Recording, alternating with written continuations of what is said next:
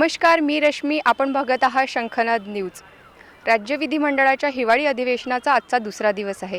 त्यानिमित्ताने नागपूर येथील यशवंत स्टेडियम येथे विविध संस्थांमार्फत धरणे आंदोलने पुकारण्यात आली आहे.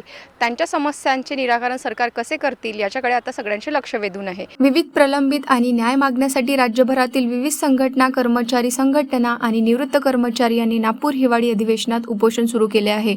नागपूर शहरातील यशवंत स्टेडियम येथे उपोषण मंडपात बसून कर्मचारी आणि कार्यकर्त्यांनी आपल्या मागण्यांसाठी शासनाकडे निवेदन दिले. आपले सरकार सेवा केंद्र, संगणक तज्ञ, ब्लॉक व्यवस्थापक, कर्मचारी संघटनांच्या माध्यमातून जिल्हा स्तरावर सुरू असलेल्या नवीन प्रकल्पात जिल्हा व्यवस्थापक, तालुका व्यवस्थापक, हार्डवेअर अभियंता यांना सामावून न घेतल्यामुळे नागपूर हिवाळी अधिवेशनात बेमुदत उपोषण सुरू केले आहे.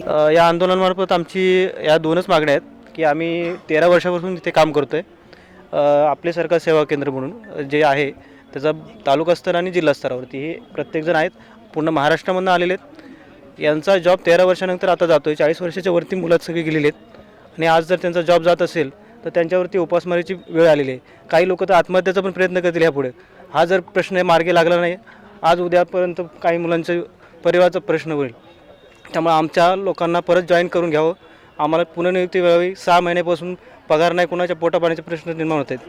त्याचा प्रश्न तो सोडावा एवढीच सरकारकडे विनंती आहे. आम्हाला अपेक्षा आहे की आमचे मुख्यमंत्री नक्कीच आमचा विचार करतील. लाडक्या बहिणींचा विचार केला तसा आमची लाडकी बहीण या उपोषणाला बसली.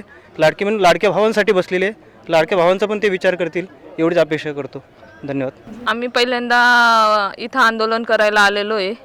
तर जोपर्यंत आमच्या मागण्या मान्य होणार नाही तोपर्यंत आम्ही कुठल्याही प्रकारचे माघार घेणार नाही. आम्ही उपोषण करत राहू, बेमुदत उपोषण.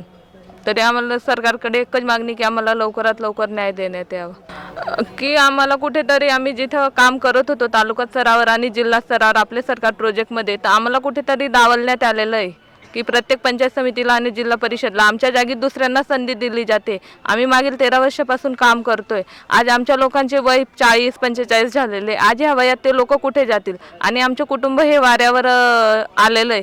उपासमारीची वेळ आलेली, जगण्याला काहीही नाही. त्याच्यामुळे आमची सरकारकडे एकच मागणी की आम्हाला आमची जागा द्यावी, आम्हाला नियुक्ती द्यावी. आमची दुसरी काहीही मागणी नाही आहे. जोपर्यंत आम्हाला नियुक्ती मिळणार नाही तोपर्यंत आम्ही कुठल्याही प्रकारे उपोषण थांबवणार नाही.